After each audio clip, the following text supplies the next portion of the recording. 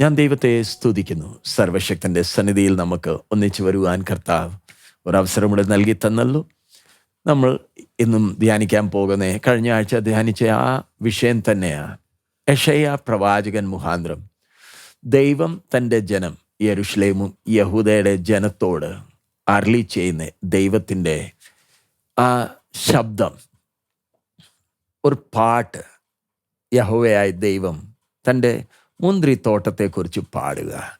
നമ്മൾ അതിൽ കുറേ കാര്യങ്ങൾ കഴിഞ്ഞ 2 ആഴ്ചകൾ നമ്മൾ ധ്യാനിച്ചല്ലോ.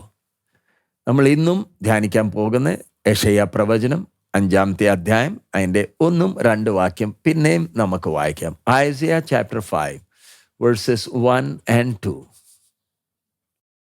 ഞാൻ എൻ്റെ പ്രിയതമന് അവൻ്റെ മുന്തിരിത്തോട്ടത്തെക്കുറിച്ച് എൻ്റെ പ്രിയന്റെ പാട്ട് പാടും. എൻ്റെ പ്രിയതമന് ഏറ്റവും ഫലവത്തായൊരു കുന്നിന്മേൽ ഒരു മുന്തിരിത്തോട്ടം ഉണ്ടായിരുന്നു. അവൻ അതിന് വേലി കെട്ടി അതിലെ കല്ല് പെറുക്കി കളഞ്ഞു. അതിൽ നല്ല വക മുന്തിരിവള്ളി നട്ടു. നടുവിൽ ഒരു ഗോപുരം പണിതു. ഒരു ചക്കുമിട്ടു. മുന്തിരിങ്ങ കായ്ക്കുമെന്ന് അവൻ കാത്തിരുന്നു. കായ്ച്ചതോ കാട്ടുമുന്തിരിങ്ങയത്രേ. ഞാൻ ഇംഗ്ലീഷിൽ വായിക്കുന്നു. Now will I sing to my well-beloved a song of my beloved touching his vineyard. My well-beloved hath a vineyard in a very fruitful hill. He fenced it and gathered out the stones thereof and planted it with the choicest wine and built a tower in the midst of it and also made a winepress therein. And he looked that it should bring forth grapes, and it brought forth wild grapes. ഈ 2-ാം വാക്യത്തിൻ്റെ ഒടുവിലത്തെ ഭാഗമാണ് നമ്മൾ ഇന്ന് ശ്രദ്ധിക്കാൻ പോകുന്നത്. ഒടുവിലത്തെ ഭാഗം ഒന്ന് വായിച്ചേ. നടുവിൽ ഒരു ഗോപുരം പണിതു. ഒരു ചക്കുമിട്ടു. മുന്തിരിങ്ങ കായ്ക്കുമെന്നവൻ കാത്തിരുന്നു. മുന്തിരിങ്ങ കായ്ക്കുമെന്ന് അവൻ കാത്തിരുന്നു. കായ്ച്ചതോ കാട്ടുമുന്തിരിങ്ങയത്രേ. കാത്തിരുന്നു. അതിൻ്റെ കൂടെ തന്നെ അതിൻ്റെ 4-ാമത്തെ വാക്യം കൂടെ വായിക്കാം. വേഴ്സ് 4. ഞാൻ എൻ്റെ മുന്തിരിത്തോട്ടത്തിൽ ചെയ്തിട്ടുള്ളതല്ലാതെ ഇനി അതിൽ എന്ത് ചെയ്യുവാനുള്ളൂ? മുന്തിരിങ്ങ കായ്ക്കുമെന്ന് ഞാൻ കാത്തിരുന്നാരെ അത് കാട്ടുമുന്തിരിങ്ങ കായ്ച്ചത് എന്ത്? ഇന്ന് നമ്മൾ ശ്രദ്ധിക്കുന്നത് ആ മുന്തിരിത്തോട്ടത്തിൽ അധ്വാനിച്ച് തോട്ടക്കാരൻ എത്ര ആശയോട് കാത്തിരിക്കുക. And he looked. ആ കണ്ണുകൾ നമുക്കൊന്ന് ശ്രദ്ധിക്കാൻ കഴിയുമോ?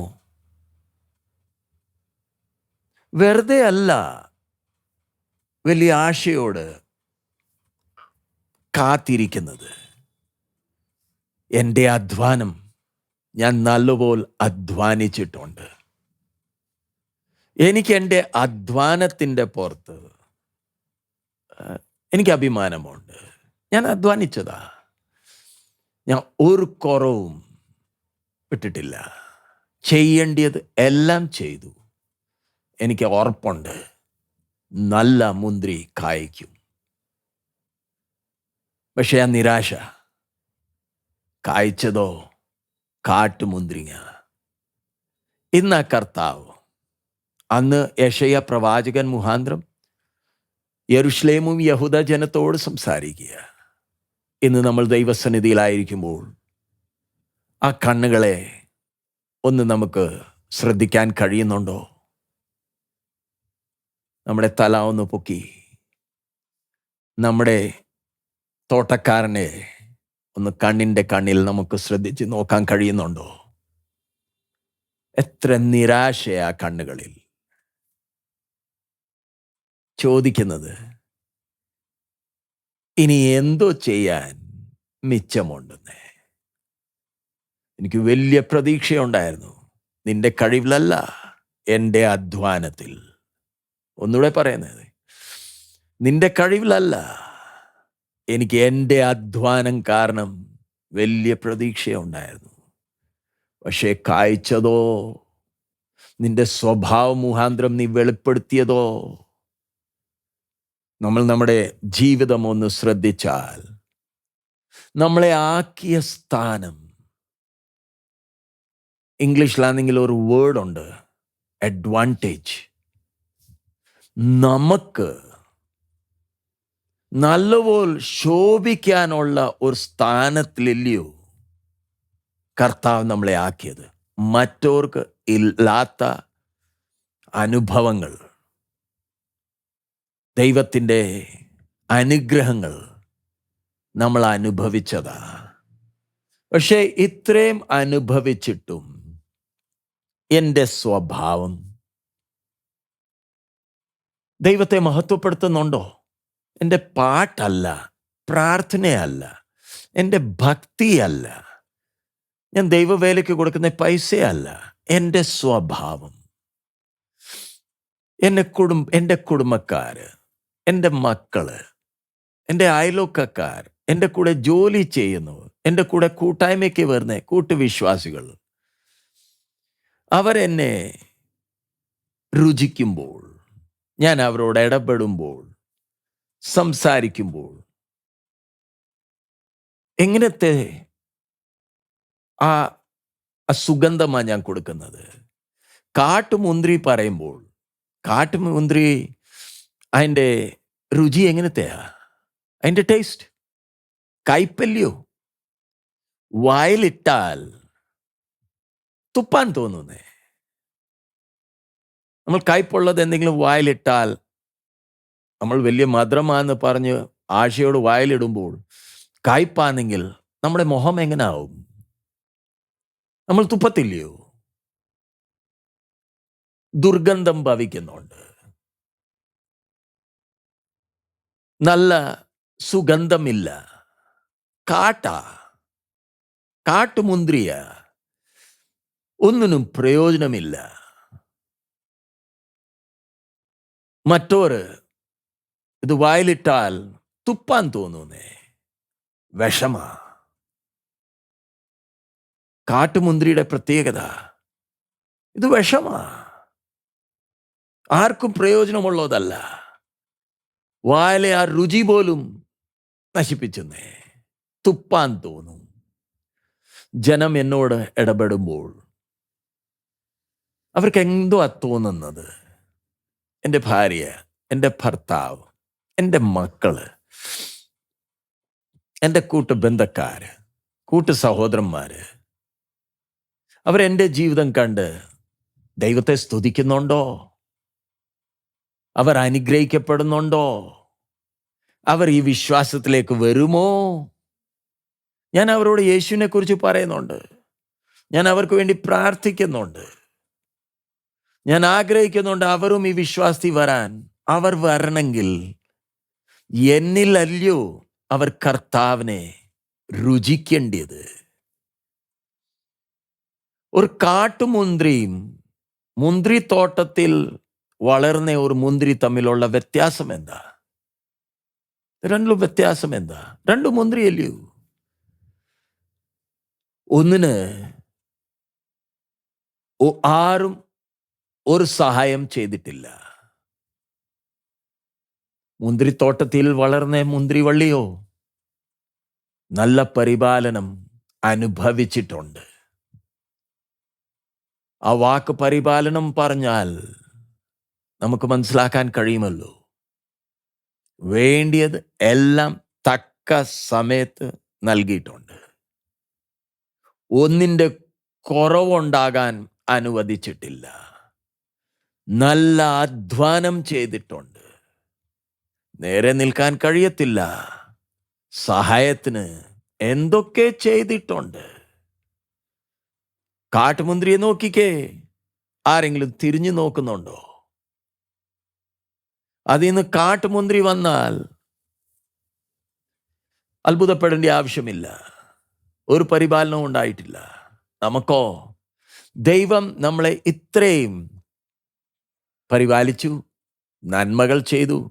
പക്ഷെ നമ്മുടെ ജീവിതം നോക്കിയാൽ ദൈവത്തിൻ്റെ കൃപയുടെ ഒരു മണവും ഇല്ല. ദൈവത്തിൻ്റെ കൃപ അനുഭവിച്ചതാണോന്ന് തോന്നത്ത് പോലും ഇല്ലെന്നേ. ജാതികൾ പോലത്തെ സ്വഭാവം, ജാതികൾക്ക് പോലും ഇല്ലാത്ത രീതിയിലാണ് സംസാരിക്കുന്നത്. ഇത്രയെല്ലാം നന്മകൾ അനുഭവിച്ചിട്ടും എൻ്റെ ചിന്തയ്ക്ക്, എൻ്റെ നടപ്പിന്, എൻ്റെ ആഗ്രഹങ്ങൾക്ക് വ്യത്യാസമൊന്നും വന്നില്ലെങ്കിൽ പിന്നെ എന്തോ പ്രയോജനം? കാട്ടുമുന്തിരിയുടെ സ്വഭാവം പറഞ്ഞ മനുഷ്യ സ്വഭാവമാണ്. അവരുടെ ജീവിതത്തിൽ ദൈവത്തിൻ്റെ സ്പർശനം ഉണ്ടായിട്ടില്ല. പുതിയ സൃഷ്ടി അവരായിട്ടില്ല. ക്രിസ്തുവിൻ്റെ ജീവിതം അവരുടെ ജീവിതത്തിൽ അനുഭവിക്കുന്നില്ല. ആ പുനരുത്ഥാനത്തിൻ്റെ ശക്തി അവർ അനുഭവിച്ചിട്ടില്ല. സാധാരണ മനുഷ്യരാ, പാപത്തിൽ ജനിച്ചു, പാപത്തിൽ ജീവിക്കുന്നു. സോ അവർ അങ്ങനെ നമ്മളോട് ഇടപെടുമ്പോൾ നമുക്ക് ഭാരമില്ലല്ലോ. കാരണം അവർ മനുഷ്യരാ, ജഡിയന്മാരാ. പക്ഷെ ഞാനൊരു ദൈവ പൈതലില്ലയോ? എൻ്റെ സ്വഭാവം, എൻ്റെ ഇടപെടൽ അന്യജാതികളുടെ പോലെ ആകാമോ? അവർ ചിന്തിക്കുന്ന പോലെ എനിക്ക് ചിന്തിക്കാൻ കഴിയുമോ? അവർ നടക്കുന്ന പോലെ എനിക്ക് നടക്കാൻ കഴിയുമോ? വായിച്ചാട്ടെ, റോമർ 11:16-17. റോമർ 11, റോമൻസ് ചാപ്റ്റർ 11 വേഴ്സ് 16 and 17. റോമർ 11:16-17. ആദ്യ ഭാഗം വിശുദ്ധമെങ്കിൽ, ആദ്യത്തെ ഭാഗം വിശുദ്ധമെങ്കിൽ പിണ്ഡം മുഴുവനും അങ്ങനെ തന്നെ. വേർ വിശുദ്ധമെങ്കിൽ കൊമ്പുകളും അങ്ങനെ തന്നെ. കൊമ്പുകളിൽ ചിലത് ഒടിച്ചിട്ട്, കൊമ്പുകളിൽ നിന്ന് ചിലതിനെ ഒടിച്ചിട്ട് കാട്ടിലുവായ നിന്നെ അവയുടെ ഇടയിൽ ഒട്ടിച്ചേർത്ത്, അവരുടെ ഇടയ്ക്ക് ഒട്ടിച്ചിട്ടുണ്ടെങ്കിൽ ഒലിവ് മരത്തിന്റെ ഫലപ്രദമായ വേരിന് പങ്കാളിയായി തീർന്നുവെങ്കിലോ,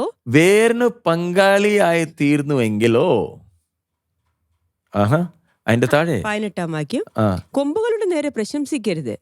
പ്രശംസിക്കുന്നുവെങ്കിൽ നീ വേരിനെയല്ല, വേർ നിന്നെ അത്ര ചുമക്കുന്നു എന്നോ ഓർക്ക. ഇംഗ്ലീഷിലാണെങ്കിൽ partakers of the root and fatness of the olive tree. അത് മലയാളത്തിൽ അത് എഴുതിയിട്ടില്ല. മലയാളത്തിൽ എഴുതിയേക്കുന്നേ വേരിന് പങ്കാളിയായെന്ന് മാത്രമേ എഴുതിയിട്ടുള്ളൂ. ഇംഗ്ലീഷിലാണെങ്കിൽ ഫാറ്റ്നസ്, ആ വേരിന്ന് വന്ന ആ സാപ്പ്, ആ നീര്, ആ സത്ത്, അതിലെയോ ഒട്ടിച്ച ഈ കാട്ടൊളിവിൻ്റെ അതിൽ ഒഴുകി വരുന്നത്. ഞാൻ ഒന്നുകൂടെ പറയുന്നത്, കാട്ടൊലിവായ ഞാൻ എന്നെ നല്ല ഒലിവായ ക്രിസ്തുവിൽ ഒട്ടിച്ചതില്ലയോ? ഞാൻ വേരിന്ന് വരുന്ന എല്ലാ നന്മകൾ, ആ സത്ത് എന്നിൽ വരുന്നുണ്ടല്ലോ. ആ നല്ല ഒലിവില് ഒരു വെട്ടുണ്ട്. ഒട്ടിക്കുന്ന ഈ വള്ളിയിലും ഈ ബ്രാഞ്ചിലും ഇതിലും ആ വെട്ടുണ്ട്. രണ്ടിലും വെട്ടിയിട്ടാ അതിനെ ഒട്ടിക്കുന്നത്. എന്താ? അതിന്ന് സത്ത് ഒഴുകി ഇതിൽ വരണം. കൊമ്പുകളിൽ ആ നല്ല ഒലിവിൻ്റെ ആ സാപ്പ്, ആ സത്ത് ഒഴുകി വരണം. ഇന്ന് മനുഷ്യരെ നന്നാക്കാൻ വേണ്ടി ഈ ലോകം എത്ര ബുദ്ധിമുട്ടുന്നുണ്ട്. ലോകം ചിന്തിക്കുന്ന നല്ല പഠിത്തം കൊടുത്താൽ മനുഷ്യന്റെ സ്വഭാവത്തിന് വ്യത്യാസം വരും. പക്ഷേ സംഭവിച്ചതോ? പഠിത്തം മുഖാന്തരം ഒരു വ്യക്തിയെ നന്നാക്കാൻ കഴിയുന്നുണ്ടോ? ജയിലുകളിൽ കിടക്കുന്നവര് പഠിത്തമില്ലാത്തവരാണോ? നല്ല വിവരമുള്ളവരില്ലയോ? അവരുടെ നീ കാട്ട് ഒലിവിൻ്റെ സ്വഭാവം മനുഷ്യന് മാറ്റാൻ കഴിയുന്നില്ല. അതുകൊണ്ടില്ലയോ ദൈവത്തിൻ്റെ കൃപ നമ്മളെ ക്രിസ്തുവിൽ ഒട്ടിച്ചത്. നമ്മളെ ക്രിസ്തുവിൽ ഒട്ടിച്ചതിൻ്റെ അർത്ഥം ക്രിസ്തുവിൽ ചേർത്തത്. വായിച്ച് 2 കൊരിന്ത്യർ 5:17. 2 Corinthians 5:17. 2 കൊരിന്ത്യർ 5:17. ഒരുത്തൻ ക്രിസ്തുവിലായാൽ ഒരുത്തൻ ക്രിസ്തുവിലായാൽ അവൻ പുതിയ സൃഷ്ടിയാകുന്നു. അവൻ പുതിയ സൃഷ്ടിയാകുന്നു. പഴയത് കഴിഞ്ഞുപോയി, ആഹാ. ഇതാ അത് പുതുതായി തീർന്നിരിക്കുന്നു. ഒരുവൻ ക്രിസ്തുവിലായാൽ അവൻ പുതിയ സൃഷ്ടിയാ. പഴയതൊക്കെ കഴിഞ്ഞു പോയിന്നേ, സകലവും പുതിയതായെന്ന വചനം പറയുന്നത്. ഇത് യാഥാർത്ഥ്യമാണോ? അത് ജസ്റ്റ് എഴുതി വെച്ചതേ ഉള്ളോ? എന്നെ കാണുന്നവർ പറയാൻ കഴിയുന്നുണ്ടോ അവർക്ക് ഇവൻ ഒരു പുതിയ സൃഷ്ടിയായതാ? ഇവൻ ആ പഴയ സഹോദരനല്ല. ഇവനിൽ ഒത്തിരി വ്യത്യാസം ഞങ്ങൾക്ക് കാണാൻ കഴിയുന്നുണ്ട്. ഈ വ്യത്യാസം വന്നതെങ്ങനെ? പഠിത്തം കാരണമല്ല, പ്രാർത്ഥന കാരണമല്ല. ഇവൻ ക്രിസ്തുവിൽ ഒട്ടിച്ചുകൊണ്ട് മാത്രമാ. ആ ക്രിസ്തുവിൻ്റെ ജീവിതം ഇവനിൽ ഒഴുകുന്നുണ്ടാ. ഞാൻ ക്രിസ്തുവിൽ വിശ്വസിക്കുന്നുണ്ട്, വചനം വായിക്കുന്നുണ്ട്. പക്ഷെ ക്രിസ്തുവിൻ്റെ ആ ജീവിതം എൻ്റെ ജീവിതത്തിൽ ഒഴുകുന്നുണ്ടോ? ആ സത്ത്, നല്ല ഒലിവിൻ്റെ ആ സത്ത്, രണ്ട് കൊമ്പും നല്ല ഒലിവും ചേർത്ത് കെട്ടിയാൽ പ്രയോജനമില്ല. ആ സത്ത് ഒഴുകണം. അതിനെ വെട്ടിയത്. പുതിയൊരു വെട്ടുണ്ട്. എന്തിന്? ആ സത്ത് ഒന്ന് ഒഴുകണം. നമ്മളോ വായിച്ച യോഹന്നാൻ 15:4, ജോൺ 15:4, ജോൺ 15:4. എന്നിൽ വസിപ്പീൻ, എന്നിൽ വസിപ്പീൻ, ഞാൻ നിങ്ങളിലും വസിക്കും. ഞാൻ നിങ്ങളിലും വസിക്കും. കൊമ്പിന് മുന്തിരിവള്ളിയിൽ വസിച്ചിട്ടല്ലാതെ ആഹാ. സ്വയമായി കായ്പാൻ കഴിയാത്തതുപോലെ എന്നിൽ വസിച്ചിട്ടല്ലാതെ നിങ്ങൾക്ക് കഴിയുകയില്ല. സോ അതിന്റെ അർത്ഥം എന്താ? ക്രിസ്തുവിൽ വസിക്കണം നമ്മൾ പറയുന്നുണ്ട്, നമുക്കറിയാം. അതെവിടെ എഴുതിയേക്കുന്ന അതും നമുക്ക് നല്ലപോലെ അറിയാം. പക്ഷെ വിഷയം, ഞാൻ ക്രിസ്തുവിൽ വസിക്കുന്നുണ്ടോ? വസിക്കുന്നതിൻ്റെ അർത്ഥം ഞാൻ ജലത്തിൽ സ്നാനം സ്വീകരിച്ച ഒരു വ്യക്തിയല്ലയോ? സ്നാനം പറയുമ്പോൾ ഞാൻ ക്രിസ്തുവിൻ്റെ മരണത്തോട് ഏകീഭവിച്ചതില്ലയോ? ആ ചിന്തയോടില്ലയോ സ്നാനത്തിനു വേണ്ടി വെള്ളത്തിൽ ഞാൻ ഇറങ്ങിയത്? ക്രിസ്തുവിൻ്റെ മരണത്തോട് ഏകീഭവിക്കുമായിരുന്നു. ഇനി തൊട്ട് ഞാനല്ല, ക്രിസ്തു എന്നിൽ ജീവിക്കും. ആ ഒരു ആഗ്രഹമായിരുന്നു, ആ ഒരു മനസ്സായിരുന്നു. സ്നാനപ്പെട്ടിട്ട്, സ്നാനം സ്വീകരിച്ചിട്ട് എത്ര നാളുകളായി? ഞാൻ ക്രിസ്തുവിൽ ഏകീഭവിക്കുന്നുണ്ടോ? ആ ക്രിസ്തുവിൻ്റെ സ്വഭാവം എന്നിൽ വെളിപ്പെടാൻ ഞാൻ അനുവദിക്കുന്നുണ്ടോ? ഇത് മനസ്സിലാക്കി തരാൻ ഒരു ചെറിയ ഒരു ഉദാഹരണം. നമുക്കെല്ലാവർക്കും അറിയാലോ, പട്ടി നമ്മളെ നല്ലപോലെ സ്നേഹിക്കുന്ന ഒരു മൃഗമാണ്. നമ്മൾ വീടുകളിൽ വളർത്തുന്നുണ്ടല്ലോ. നമ്മുടെ കൂടെ കളിക്കും, നമ്മളോട് അത്രയും അടുപ്പമുണ്ടാവും. പക്ഷേ ഈ മൃഗത്തെ മനുഷ്യനോട് നമുക്ക് ഗ്രാഫ്റ്റ് ചെയ്യാൻ കഴിയുമോ? അതിൽ ശരീരമുണ്ട്, മൃഗത്തിൽ പ്രാണനുണ്ട്. മനുഷ്യനിൽ ശരീരമുണ്ട്, പ്രാണനുമുണ്ട്. ആ മൃഗത്തിന് ചിന്തിക്കാൻ കഴിവുണ്ട്, അവന് വികാരങ്ങളുണ്ട്. പക്ഷെ ഒരു പ്രത്യേകത മനുഷ്യനുണ്ട്, മൃഗത്തിനില്ല. മനുഷ്യനിൽ ആത്മാവുണ്ട്, മൃഗത്തിലില്ല. അത് നമ്മുടെ വികാരം കാരണം നമ്മളോട് ചേരും, നമ്മുടെ കൂടെ കളിക്കും. പക്ഷെ ദൈവം മനുഷ്യനെ ഉണ്ടാക്കിയത് തൻ്റെ സാദൃശ്യത്തിലും സ്വരൂപത്തിലുമാണ്. അതിൻ്റെ അർത്ഥം എൻ്റെ അകത്തൊരു ആത്മാവിനെ ദൈവം ഇട്ടിട്ടുണ്ട്. എന്താ? എന്നെ സൃഷ്ടിക്കുമ്പോൾ തന്നെ ദൈവത്തിൻ്റെ പദ്ധതി. ഈ ആത്മാവ് കാരണം ഈ മനുഷ്യൻ എൻ്റെ കൂടെ ഏകീഭവിക്കും. ദൈവം ആത്മാവാകുന്നു, മനുഷ്യൻ്റെ അകത്തും ദൈവം ആത്മാവിനെ ഇട്ടു. എനിക്ക് ദൈവത്തെ കാണാൻ കഴിയുന്നില്ലെങ്കിലും ആത്മാവിൽ ദൈവത്തെ അനുഭവിക്കാൻ കഴിയുന്നുള്ളൂ.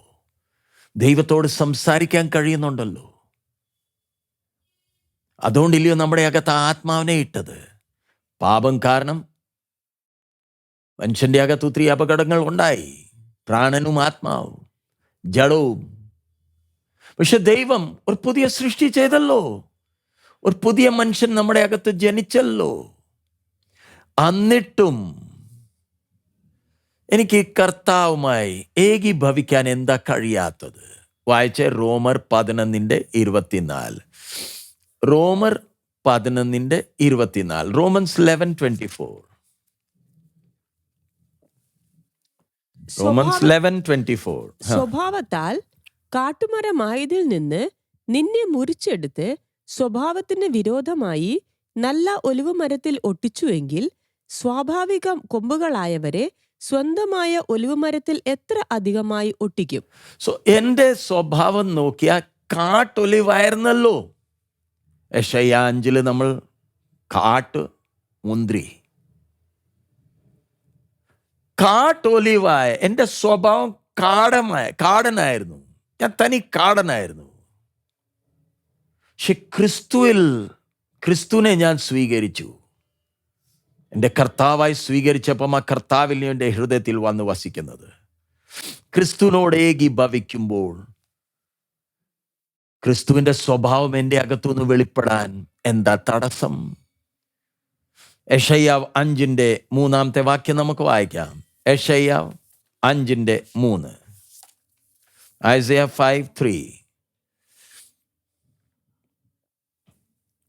ആകയാൽ യെരൂശലേം നിവാസികളും യഹൂദ പുരുഷന്മാരും ആയുള്ളോരെ എനിക്കും എന്റെ മുന്തിരിത്തോട്ടത്തിന് മധ്യേ വിധിപ്പീൻ.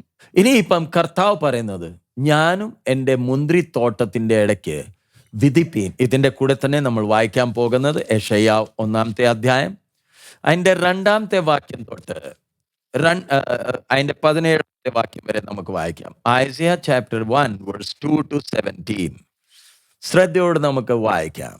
ആകാശമേ കേൾക്ക, ഭൂമിയെ ചെവി തരിക, യഹോവ അരുളി ചെയ്യുന്നു, ഞാൻ മക്കളെ പോറ്റി വളർത്തി, അവരോ എന്നോട് മത്സരിച്ചിരിക്കുന്നു. കാള തന്റെ ഉടയവനെയും കഴുത തന്റെ യജമാനന്റെ പുൽത്തൊട്ടിയെയും അറിയുന്നു, ഇസ്രായേലോ അറിയുന്നില്ല, എന്റെ ജനം ഗ്രഹിക്കുന്നതുമില്ല.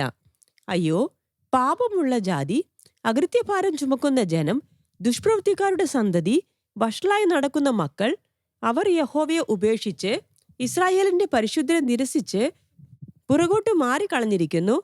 ഇനി നിങ്ങളെ വിട്ട് അടിച്ചിട്ട് എന്ത്? നിങ്ങൾ അധികം പിന്മാറുകയേ ഉള്ളൂ. തല മുഴുവനും ദീനവും ഹൃദയം മുഴുവനും രോഗവും പിടിച്ചിരിക്കുന്നു. അടിതൊട്ട് മുടിവരെ ഒരു സുഖവുമില്ല. മുറിവും ചതവും പഴുത്ത വ്രണവും മാത്രമേ ഉള്ളൂ. അവയെ ഞെക്കി കഴുകിയിട്ടില്ല, വെച്ചുകെട്ടിയിട്ടില്ല, എണ്ണ പുരട്ടി ശമിപ്പിച്ചിട്ടുമില്ല. നിങ്ങളുടെ ദേശം ശൂന്യമായി, നിങ്ങളുടെ പട്ടണങ്ങൾ തീക്കിരയായി. നിങ്ങൾ കാൺകെ അന്യജാതിക്കാർ നിങ്ങളുടെ നാട് തിന്നുകളയുന്നു. അത് അന്യജാതിക്കാർ ഉന്മൂലനാശം ചെയ്തതുപോലെ ശൂന്യമായിരിക്കുന്നു. സിയോൻ പുത്രി മുന്തിരിത്തോട്ടത്തിലെ കുടിൽ പോലെയും വെള്ളരിത്തോട്ടത്തിലെ മാടം പോലെയും നിരോധിച്ച പട്ടണം പോലെയും ശേഷിച്ചിരിക്കുന്നു. സൈന്യങ്ങളുടെ യഹോവ നമുക്ക് അത്യല്പമായൊരു ശേഷിപ്പ് വെച്ചിരുന്നില്ലെങ്കിൽ നാം സോദോം പോലെ ആകുമായിരുന്നു, ഗോമോരയ്ക്ക് സദൃശ്യമാകുമായിരുന്നു. സോദോം അധിപതികളെ, യഹോവയുടെ വചനം കേൾപ്പീൻ. ഗോമോറ ജനമേ, നമ്മുടെ ദൈവത്തിന്റെ ന്യായപ്രമാണം ശ്രദ്ധിച്ചുകൊള്ളുവിൻ. നിങ്ങളുടെ ഹനനയാഗങ്ങളുടെ ബാഹുല്യം എനിക്ക് എന്തിന് എന്ന് യഹോവ അരുളി ചെയ്യുന്നു. മുട്ടാടുകളെ കൊണ്ടുള്ള ഹോമയാഗവും തടിച്ച മൃഗങ്ങളുടെ മേരസും കൊണ്ട് എനിക്ക് മതി വന്നിരിക്കുന്നു. കാളകളുടെയോ കുഞ്ഞാടുകളുടെയോ കോലാറ്റുകൊറ്റന്മാരുടെയോ രക്തം എനിക്ക് ഇഷ്ടമല്ല. നിങ്ങൾ എന്റെ സന്നിധിയിൽ വരുമ്പോൾ എന്റെ പ്രാകാരങ്ങളെ ചവിട്ടുവാൻ ഇത് നിങ്ങളോട് ചോദിച്ചത് ആർ? നിങ്ങൾ വ്യർത്ഥമായുള്ള കാഴ്ച കൊണ്ടുവരരുത്. ധൂപം എനിക്ക് വെറുപ്പാകുന്നു. അമാവാസ്യയും ശബത്തും സഭായോഗം കൂടുന്നതും നീതികേടും ഉത്സവയോഗവും എനിക്ക് സഹിച്ചുകൂടാ. നിങ്ങളുടെ അമാവാസികളെയും ഉത്സവങ്ങളെയും ഞാൻ വെറുക്കുന്നു. അവ എനിക്ക് അസഹ്യം. ഞാൻ അവ സഹിച്ച് മുഷിഞ്ഞിരിക്കുന്നു. നിങ്ങൾ കൈമലർത്തുമ്പോൾ ഞാൻ എൻ്റെ കണ്ണു മരിച്ചു കളയും. നിങ്ങൾ എത്ര തവണ പ്രാർത്ഥന കഴിച്ചാലും ഞാൻ കേൾക്കയില്ല. നിങ്ങളുടെ കൈ രക്തം കൊണ്ട് നിറഞ്ഞിരിക്കുന്നു. നിങ്ങളെ കഴുകി വെടിപ്പാക്കുവിൻ. നിങ്ങളുടെ പ്രവൃത്തികളുടെ ദോഷത്തെ എൻ്റെ കണ്ണിൻ മുൻപിൽ നിന്ന് നീക്കിക്കളവിൻ. തിന്മ ചെയ്യുന്നത് മതിയാക്കുവിൻ. നന്മ ചെയ്യുവാൻ പഠിപ്പിൻ. ന്യായം അന്വേഷിപ്പിൻ. പീഡിപ്പിക്കുന്നവനെ നേർവഴി കാക്കുവിൻ. അനാഥന് ന്യായം നടത്തിക്കൊടുപ്പിൻ. വിധവയ്ക്ക് വേണ്ടി വ്യവഹരിപ്പിൻ. സോ ഇവിടെ നമ്മൾ കാണുന്നത് കർത്താവ് തൻ്റെ മുന്തിരിത്തോട്ടത്തെക്കുറിച്ച് യഹൂദ ജനവും യെരുശലേമിന്റെ ജനത്തോട് തന്നെ പറയാ, നിങ്ങൾ തന്നെ വിധിപ്പീൻ. യെശയ്യാ 1 നമ്മൾ കാണുന്നത് സ്വർഗത്തെ നോക്കിയാ പറയുന്നത്, ഭൂമി നോക്കി പറയുക, വിധിപ്പീൻ. ഇനി എന്തോ ചെയ്യാൻ മിച്ചമുണ്ടെന്ന്. എൻ്റെ ജീവിതത്തിൽ ഞാൻ അനുഭവിക്കുന്ന ദൈവത്തിൻ്റെ കൃപ വെറുതെയാണോ? ദൈവം ഇത്ര നന്മകൾ ചെയ്യുന്നത് കണക്ക് കൊടുക്കേണ്ടി വരത്തില്ലയോ? ഞാൻ ആരില കുറ്റം കണ്ടെത്തുന്നത്? വായിച്ച ലൂക്കോസ് 12:48, ലൂക്ക് 12:48, ലൂക്കോസ് 12:48, 12:48. അറിയാതെ കണ്ട് അടിക്ക് യോഗ്യമായത് ചെയ്തവനോ കുറയ അടികൊള്ളും. വളരെ ലഭിച്ചവനോട് വളരെ ആവശ്യപ്പെടും. അധികം ഏറ്റുവാങ്ങിയവനോട് അധികം ചോദിക്കും. വളരെ ലഭിച്ചവനോട് വളരെ ആവശ്യപ്പെടും. വളരെ ആവശ്യപ്പെടും. നമുക്കത് മനസ്സിലായോ? വളരെ ലഭിച്ചവനോട് വളരെ ആവശ്യപ്പെടും. നമ്മൾ എത്ര പ്രാവശ്യം ദൈവത്തോട് നന്ദി പറഞ്ഞതാ? ദൈവത്തിൻ്റെ നന്മകൾ നമ്മൾ പ്രാപിച്ചപ്പം എത്ര നന്ദി പറഞ്ഞതാ? നമ്മളോട് സ്വർഗം ആവശ്യപ്പെടുത്തില്ലയോ? വായിച്ച റോമർ 9:4, റോമൻസ് 9:4, റോമർ 9:4. അവർ ഇസ്രായേലിയർ പുത്രത്വവും തേജസ്സും നിയമങ്ങളും ന്യായപ്രമാണവും ആരാധനയും വാഗ്ദത്തങ്ങളും അവർക്കുള്ളവ. സോ ഇവിടെ ഞാൻ കഴിഞ്ഞ ആഴ്ച വായിച്ച ഒരു വാക്യം, ഈ ഇസ്രായേൽ ജനത്തിന്റെ പ്രത്യേകത, അവർ ഇസ്രായേലികൾ, വാഗ്ദാനങ്ങളുണ്ട്, ഉടമ്പടികളുണ്ട്.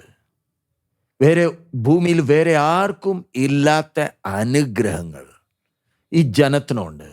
അങ്ങനെയാണെങ്കിൽ നമ്മളോ? ഈ ഭൂമിയിൽ ഏറ്റവും അനുഗ്രഹിക്കപ്പെട്ടവർ, ഏറ്റവും വ്യത്യസ്തമായ ഒരു ജനമില്ലയോ ദൈവസഭ? എത്ര അനുഗ്രഹിക്കപ്പെട്ടവരാ! വിവരിക്കേണ്ട ആവശ്യമില്ലല്ലോ. ദൈവത്തിൻ്റെ മക്കളാ, ദൈവത്തെ പിതാവായിട്ട് വിളിക്കുന്ന ഒരു ജനം, ദൈവത്തിൻ്റെ ആലയമായ ദൈവത്തിൻ്റെ ജനം. പക്ഷെ നടപ്പോ, ചിന്തയോ, സ്വഭാവമോ, ഞാൻ ക്രിസ്തുവിൻ്റെ ആ സ്വഭാവം വരുന്നുണ്ടെങ്കിലും ഫലം കായ്ക്കാത്തതിൻ്റെ കാരണം എൻ്റെ സ്വന്തം തീരുമാനങ്ങളാ, എൻ്റെ സ്വന്തം ആഗ്രഹങ്ങളാ. ഞാൻ എൻ്റെ ആഗ്രഹങ്ങളെയാ മുമ്പേ വെച്ചിരിക്കുന്നത്. ഞാൻ ക്രിസ്തുവിനെ വിശ്വസിക്കുന്നുണ്ടെങ്കിലും ഏറ്റവും മുമ്പേ ഞാൻ വെച്ചിരിക്കുന്ന എൻ്റെ ആഗ്രഹങ്ങളാ, എൻ്റെ ഹിതങ്ങളാ. പിന്നെ എങ്ങനെ ഈ സത്ത അകത്ത് വന്നാലും ഫലം കായ്ക്കുന്നത്? അതിന് തടസ്സം എൻ്റെ ആഗ്രഹങ്ങളും ഹിതമല്ലയോ? വായിച്ച് 2 പത്രോസ് 1:3, 2 പീറ്റർ 1:3, 2 പത്രോസ് 1:3. തന്റെ മഹത്വത്താലും വീര്യത്താലും നമ്മെ വിളിച്ചവന്റെ പരിജ്ഞാനത്താൽ അവന്റെ ദിവ്യശക്തി ജീവനും ഭക്തിക്കും വേണ്ടിയതൊക്കെയും നമുക്ക് ദാനം ചെയ്തിരിക്കുന്നുവല്ലോ. നമ്മുടെ ജീവിതത്തിനും ഭക്തിക്കു വേണ്ടിയത് എല്ലാം നമുക്ക് ദാനമായി ചെയ്തിട്ടുണ്ടല്ലോ. പിന്നെയാണോ എൻ്റെ സ്വഭാവത്തിൽ നിന്ന് എൻ്റെ കാട്ടുമുന്തിരിയുടെ സ്വഭാവം വരുന്നത്? എൻ്റെ ജീവിതം കണ്ട് മറ്റൊരു ക്രിസ്തുവിലേക്ക് ആകർഷിക്കപ്പെടുമോ? എന്നെ എത്ര പേർ ശ്രദ്ധിക്കുന്നുണ്ട്? ഞാൻ എത്ര പേർക്ക് വേണ്ടി ഇടർച്ചയായെന്നേ? കണക്ക് കൊടുക്കേണ്ടി വരത്തില്ലയോ? വെറുതെയാണോ നമ്മൾ കൃപ അനുഭവിക്കുന്നത്? മറ്റവർ ജീവിക്കുന്ന രീതിയൊന്നും നോക്കിക്കേ. ജാതികളാണെങ്കിൽ അവരുടെ കഴുത്തേൽ നൂല് കെട്ടിയിട്ടുണ്ട്, കയ്യേൽ മോതിരങ്ങൾ ഇട്ടിട്ടുണ്ട്, വീട്ടുകളിൽ എന്തൊക്കെ ചെയ്തിട്ടുണ്ട്. നമ്മളോ ദൈവത്തിൻ്റെ കൃപ. പക്ഷെ എൻ്റെ ജീവിതത്തിൽ നിന്ന് ഫലിക്കുന്നത്, എൻ്റെ സ്വഭാവം വെളിപ്പെടുത്തുന്നത് യോഹന്നാൻ 15:16, ജോൺ 15:16. യോഹന്നാൻ 15:16. നിങ്ങൾ എന്നെ തിരഞ്ഞെടുത്തു എന്നല്ല, ഞാൻ നിങ്ങളെ തിരഞ്ഞെടുത്തു, നിങ്ങൾ പോയി ഫലം കായ്ക്കേണ്ടതിനും നിങ്ങളുടെ ഫലം നിലനിൽക്കേണ്ടതിനും നിങ്ങളെ ആക്കി വെച്ചുമിരിക്കുന്നു. നമ്മളെ തെരഞ്ഞെടുത്തത് ഫലം കായ്ക്കാൻ മാത്രമല്ല, നമ്മുടെ ഫലം നിലനിൽക്കണം. അതിനല്ലയോ നമ്മൾ തെരഞ്ഞെടുത്ത ഒരു ജനം ഇന്ന് ഈ ഭൂമിയിലുള്ളത്. ദൈവസഭ പോകാനുള്ള സമയമായി. ഫലം കായ്ക്കാനും എൻ്റെ ഫലം നിലനിൽക്കാനും. ഞാൻ അതിൽ കൂടുതൽ വിശദീകരണം തരാൻ ആഗ്രഹിക്കുന്നില്ല. നമുക്കറിയാം വിഷയം. ദൈവശബ്ദം സ്പഷ്ടമായി കേൾക്കുവാൻ കഴിയുന്നുണ്ടോ? ദൈവം എന്നോട് തന്നെ ഇല്ലയോ സംസാരിക്കുന്നത്? എനിക്ക് ആ കണ്ണുകളെ ഒന്ന് വീക്ഷിക്കാൻ കഴിയുന്നുണ്ടോ? എത്ര പ്രതീക്ഷയോടാ ആ ക്രിസ്തുവിൻ്റെ സ്വഭാവം ദൈവം ആഗ്രഹിച്ചത്. പക്ഷെ ഞാൻ പുറപ്പെടുവിക്കുന്നത് ക്രിസ്തുവിൻ്റെ സ്വഭാവമാണോ അതോ എൻ്റെ കാട്ട് സ്വഭാവമാണോ? ആ ജഡീയ സ്വഭാവം ആണോ? 2 കൊരിന്ത്യർ 5:10, 2 Corinthians 5:10. 2 കൊരിന്ത്യർ 5:10. അവനവൻ ശരീരത്തിലിരിക്കുമ്പോൾ ചെയ്തത് നല്ലതാകിലും തീയതാകിലും അതിന് തക്കവണ്ണം പ്രാപിക്കേണ്ടതിന് നാം എല്ലാവരും ക്രിസ്തുവിന്റെ ന്യായാസനത്തിന്റെ മുമ്പാകെ വെളിപ്പെടേണ്ടതാകുന്നു. നമ്മൾ ചെയ്തത് എല്ലാം അതിൻ്റെ പ്രതിഫലം പ്രാപിക്കുവാൻ ക്രിസ്തുവിൻ്റെ ന്യായാസനത്തിൻ്റെ മുമ്പേ നിൽക്കേണ്ടിയവരാ. നമ്മൾ ആ വെള്ള സിംഹാസനത്തിൻ്റെ മുമ്പേ വരുത്തില്ല. പക്ഷെ ക്രിസ്തുവിൻ്റെ ന്യായാസനത്തിൻ്റെ മുമ്പേ നമ്മൾ നിൽക്കേണ്ടിയവരാ. ആ ബോധ്യം എനിക്കുണ്ടോ? ഇന്നോ നാളെയോ വരുന്ന ദിവസങ്ങളിൽ എൻ്റെ മുമ്പേ ഒരു ന്യായാസനമുണ്ട്. ക്രിസ്തുവിൻ്റെ ന്യായാസനം. ഞാൻ പറഞ്ഞതും ചിന്തിച്ചതും പ്രവർത്തിച്ചതും എല്ലാത്തിൻ്റെയും പ്രതിഫലം പ്രാപിക്കുന്ന ഒരു ദിവസമുണ്ട്. അതിന് ഞാൻ ഒരുങ്ങിയിട്ടുണ്ടോ? ദൈവം യെശയ്യാവ് 5-ാമത്തെ അധ്യായത്തിൽ നമ്മൾ ശ്രദ്ധിക്കുമ്പോൾ യഹൂദ ജനവും ഇസ്രായേൽ ജനത്തോട് പറയാ, നിങ്ങൾ വിധിപ്പീൻ.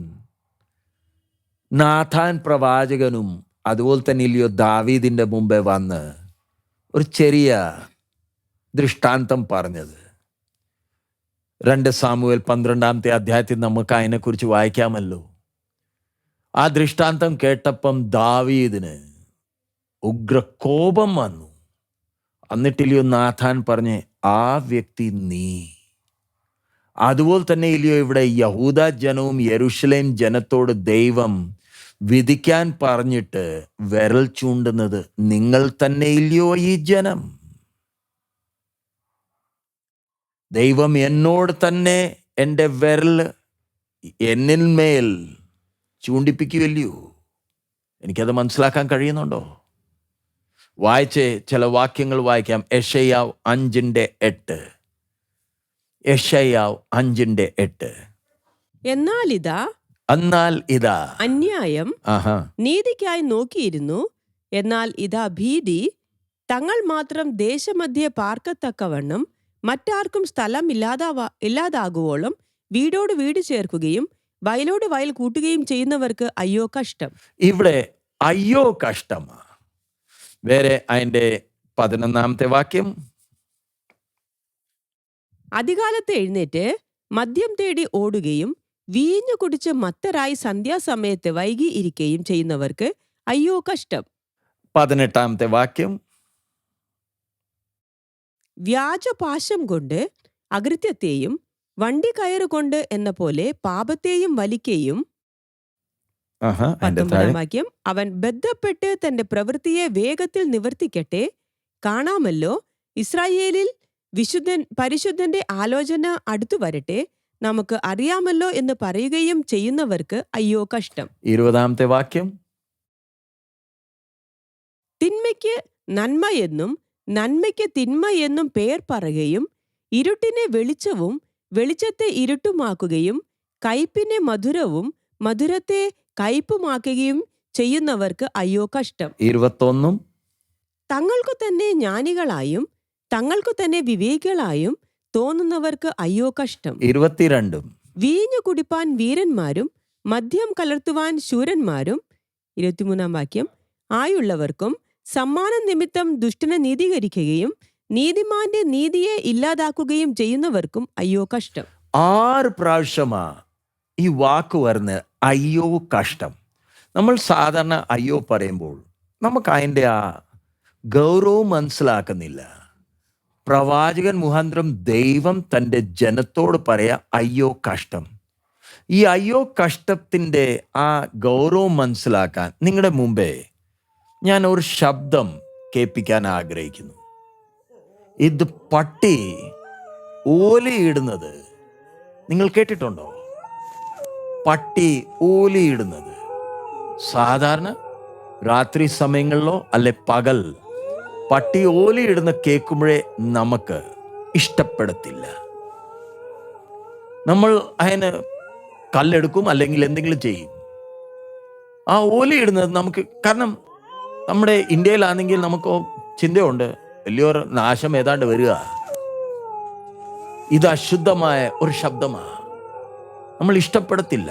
ഈ ശബ്ദം ഒന്ന് കേട്ടേ. ഇതാ അയ്യോ കഷ്ടം. പട്ടി ഓലിയിടുന്ന പോലെ തന്നെ ആ പ്രവാചകൻ ഇസ്രായേൽ യഹൂദയും യെരുശലേം ജനത്തിന്റെ പുറത്ത് വരാൻ പോന്നെ ആ കഷ്ടത്തെ ഓർത്ത് ആത്മാവിൽ ആ ഓലിയിടുന്നത് ജനത്തിന് മനസ്സിലായില്ല. എൻ്റെ ജീവിതത്തിലും ദൈവത്തിൻ്റെ ഇത്രയും നന്മകൾ അനുഭവിച്ചിട്ടും എൻ്റെ സ്വഭാവത്തിന് വ്യത്യാസം വരുന്നില്ലെങ്കിൽ ആ ഓലിയിടുന്ന ശബ്ദം കേൾക്കാമോ? ആ ഓലിയിടുന്ന ശബ്ദം കേൾക്കാമോ? എന്താ എൻ്റെ പുറത്ത് ദൈവം കാണിച്ച ഇത്ര നന്മകൾ കണക്ക് കൊടുക്കേണ്ടതാ. വായിച്ചേ എഫേസ്യർ 5:16. എഫേഷ്യൻസ് 5:16. എഫേസ്യർ 5:16.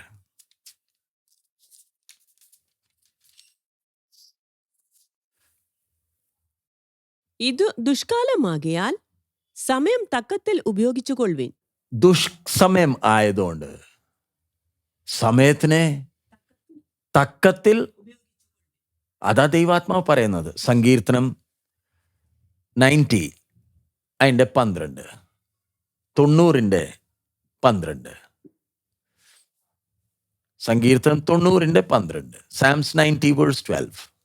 ഞങ്ങൾ ജ്ഞാനമുള്ളൊരു ഹൃദയം പ്രാപിക്കത്തക്കവണ്ണം ഞങ്ങളുടെ നാളുകളെ എണ്ണുവാൻ ഞങ്ങളെ ഉപദേശിക്കണമേ. സോ എൻ്റെ മുമ്പേ ഉള്ള ഈ സമയം തക്കത്തിൽ വിയോഗിക്കുവാൻ എനിക്ക് ജ്ഞാനം തരണമേ. നമ്മളിപ്പം പ്രാർത്ഥിക്കാൻ പോകുന്നു. ആര് ചിന്തിച്ചെന്നേ, അമേരിക്കയിൽ 78 വയസ്സുള്ള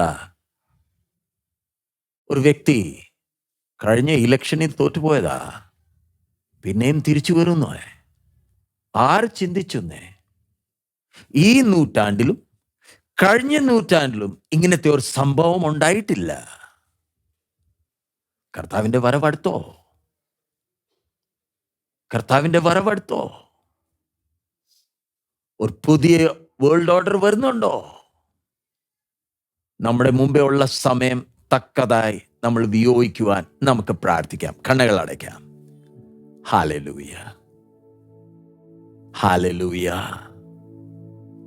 കർത്താവേ, നീ ഞങ്ങൾ ഓരോരുത്തരോടും സംസാരിക്കുന്നതിനായി സ്തോത്രം. വലിയ പ്രതീക്ഷയോടാ നീ ഞങ്ങളെ വീക്ഷിക്കുന്നത്.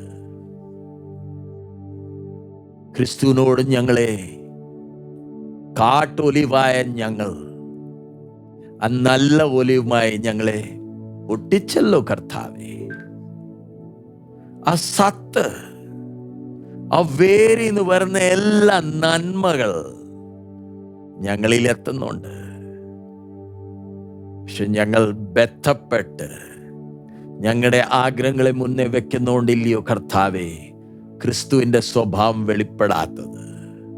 ഞങ്ങൾ നിന്നെ എത്ര വേദനിപ്പിക്കുന്നുണ്ട് കർത്താവേ. ക്ഷമിക്കണമേ, ക്ഷമിക്കണമേ. ഞങ്ങളുടെ കുടുംബക്കാർ, ബന്ധക്കാർ, അയലോക്കക്കാർ, ഞങ്ങളുടെ ശത്രുക്കൾ ഞങ്ങളിൽ, എന്നിൽ ക്രിസ്തുവിനെ കാണുവാൻ ഈ ദിവസം ഞങ്ങളെ തന്നെ സമർപ്പിക്കുന്നുവെന്ന് നമുക്ക് പ്രാർത്ഥിക്കാം. ഹല്ലേലൂയ. മണവാളൻ വരാറായി. നമ്മുടെ മുമ്പേ ഉള്ള സമയം തക്കത്തിൽ വിയോഗിക്കുവാൻ ദൈവം നമ്മളെ സഹായിക്കുമാറാകട്ടെ. നമുക്ക് പ്രാർത്ഥിക്കാം. കർത്താവെ, ഞങ്ങൾ നിന്നെ സ്തുതിക്കുന്നു. നിന്റെ വചനം മുഖാന്തരം നീ ഞങ്ങളോട് പിന്നെയും പിന്നെയും പിന്നെയും സംസാരിക്കുന്നതിനായി സ്തോത്രം. നിന്നെ വചനം കേൾക്കുമ്പോൾ ഞങ്ങളുടെ ഹൃദയത്തിനെ കഠിനമാക്കാതെ, ഞങ്ങളുടെ കുറവുകൾ, ഞങ്ങളുടെ തെറ്റുകളെ മനസ്സിലാക്കി ഞങ്ങളെ തന്നെ താഴ്ത്തുവാൻ, ഞങ്ങളുടെ ജീവിതം മുഖാന്തരം ക്രിസ്തുവിനെ വെളിപ്പെടുത്തുവാൻ ഞങ്ങളെ തന്നെ സമർപ്പിക്കുന്നു കർത്താവെ. ഞങ്ങളുടെ ഹിതം, ഞങ്ങളുടെ ആഗ്രഹങ്ങളല്ല മുമ്പേ വെക്കേണ്ടത്. നിന്റെ ഹിതം, നിന്റെ നാമത്തിന്റെ മഹത്വത്തിന് വേണ്ടി ജീവിപ്പാൻ ഞങ്ങളെ സഹായിക്കണമേ. ഞങ്ങളിൽ ആരെങ്കിലും ഇതുവരെ സ്നാനം ഏറ്റിട്ടില്ലെങ്കിൽ നിന്റെ ആത്മാവ് പ്രവർത്തിക്കണമേ. ക്രിസ്തുവിന്റെ മരണത്തോട് ഏകീഭവിക്കുവാനുള്ള മനസ്സ് നീ തരണമേ. കഴിഞ്ഞ ദിവസങ്ങളിൽ നീ ഞങ്ങളെ എല്ലാവരെയും കാത്തു പരിപാലിച്ചതിനായി സ്തോത്രം. കർത്താവെ, പ്രത്യേകിച്ച് ഞങ്ങളും നോർത്ത് ഇന്ത്യയിൽ യാത്രയിലായിരുന്നു. ഞങ്ങൾ പോകുന്ന ഓരോ സ്ഥലങ്ങളിൽ നീ കാത്തു പരിപാലിച്ച് ശുശ്രൂഷകളിൽ നീ അനുഗ്രഹിച്ചതിനായി സ്തോത്രം. നിന്റെ വരവ് താമസിച്ചാൽ നാളെ തൊട്ട് തുടങ്ങുന്ന സഹോദരിമാരുടെ കോൺഫറൻസ്, കർത്താവെ, ദൂരെ ദൂരെ നിന്ന് സഹോദരിമാർ വരുന്നുണ്ട്. ഒത്തിരി ത്യാഗങ്ങൾ സഹിച്ചുകൊണ്ട് അവർ വരുന്നത്. മക്കളെയും കുടുംബത്തെ വിട്ടിട്ട് അവർ നിന്റെ സന്നിധിയിൽ 3 ദിവസത്തേക്കായിരിക്കുമ്പോൾ പിതാവേ, ആ കൂട്ടായ്മ ഓരോരുത്തർക്ക് അനുഗ്രഹത്തിന്റെ കാരണമാക്കണമേ. ഒത്തിരി പേർ പീഡനത്തിന്റെ ഇടയ്ക്കൂടെ കടന്നു പോകുന്നവരാ. നീ അവരെ കയ്യിലെടുത്ത് ഈ വരുന്ന ദിവസങ്ങളിൽ വിയോജിക്കണമേ. നിന്റെ നാമത്തിന്റെ മഹത്വം ഞങ്ങൾ ആഗ്രഹിക്കുന്നു. എല്ലാ മാനമഹത്വം നിനക്കായി അർപ്പിക്കുന്നു. നിന്റെ ഹിതപ്രകാരം ഈ ആഴ്ച ജീവിപ്പാൻ സഹായിക്കണമേ. നീ ഞങ്ങളെ പ്രാർത്ഥന കേട്ടനായി സ്തോത്രം. യേശുവിൻ നാമത്തിൽ തന്നെ ആമേൻ. പിതാവിന്റെ സ്നേഹം, പുത്രന്റെ കൃപയും പരിശുദ്ധാത്മായുടെ കൂട്ടായ്മ നമ്മൾ ഓരോരുത്തരുടെ കൂടെ കർത്താവിന്റെ വരവ് വരെ ഉണ്ടായിരിക്കുമാറാകട്ടെ. ആമേൻ. ദൈവം നമ്മളെ ഓരോരുത്തരെ അനുഗ്രഹിക്കുമാറാകട്ടെ. ഞങ്ങൾ ഇന്ന് നിങ്ങൾ ആരാധനയിൽ പങ്കെടുക്കുമ്പോൾ ഞങ്ങൾ പഞ്ചാബിൽ ഘരിയാലയിലായിരിക്കുന്നു. കഴിഞ്ഞ ആഴ്ച പാസ്റ്റർമാരുടെയും സഭയിലെ മൂപ്പന്മാരുടെ ക്ലാസ്സസ് ആയിരുന്നു. വലിയ അനുഗ്രഹമായിരുന്നു. ദൈവദാസന്മാർ ദൂരെ ദൂരെ നിന്ന് ദാസന്മാരും ദാസിമാർ വന്നിട്ടുണ്ടായിരുന്നു. ദൈവവചനം ധ്യാനിക്കുവാൻ കർത്താവ് ഞങ്ങളെ സഹായിച്ചു. അവരെ ഓർത്ത് പ്രാർത്ഥിക്കുക. അവർ മടങ്ങി അവരുടെ വയലുകളിൽ പോയിരിക്കുന്നു. ദൈവം അവരെ കരത്തിലെടുത്ത് വിയോഗിക്കുവാൻ നിങ്ങൾ പ്രാർത്ഥിക്കണം. പിന്നെ പ്രാർത്ഥനയുടെ സമയത്ത് പറഞ്ഞ പോലെ തന്നെ നാളെ തൊട്ട് തുടങ്ങുന്ന സഹോദരിമാരുടെ കോൺഫറൻസ്, പഞ്ചാബിൽ ധാരിവാലിലായി കോൺഫറൻസ് നടക്കുന്നത്. ആ കോൺഫറൻസിനെ ഓർത്ത് നിങ്ങൾ പ്രാർത്ഥിക്കുക. ദൈവനാമം മഹത്വപ്പെടുവാൻ ഞങ്ങൾ നിങ്ങളുടെ പ്രാർത്ഥന അപേക്ഷിക്കുന്നു. ഞങ്ങൾ ഈ കോൺഫറൻസ് കഴിഞ്ഞിട്ട് ഞങ്ങൾ പിന്നെ ഉടനെ ജമ്മു കാശ്മീരിൽ രജോരി, പൂഞ്ചും, ജമ്മു ആ പ്രദേശത്തിൽ അവിടെ സഭകളിൽ സന്ദർശിക്കുവാൻ ഞങ്ങൾ പോകുന്നതായിരിക്കും. ഞങ്ങളെ ഓർത്ത് പ്രാർത്ഥിക്കുക. എനിക്കും ശരീരത്തിൽ പ്രയാസം ഉണ്ടെങ്കിലും കർത്താവിന്റെ കൃപ അനുഭവിക്കാൻ കർത്താവ് സഹായിക്കുന്നുണ്ട്. സാമും കൂടെയുണ്ട്. നിങ്ങൾ പ്രാർത്ഥിക്കുക. ദൈവം നമ്മളെ ഓരോരുത്തരെയും സഹായിക്കുമാറാകട്ടെ. നമ്മുടെ കർത്താവ് വേഗം വരാറായി. മാറനാഥ.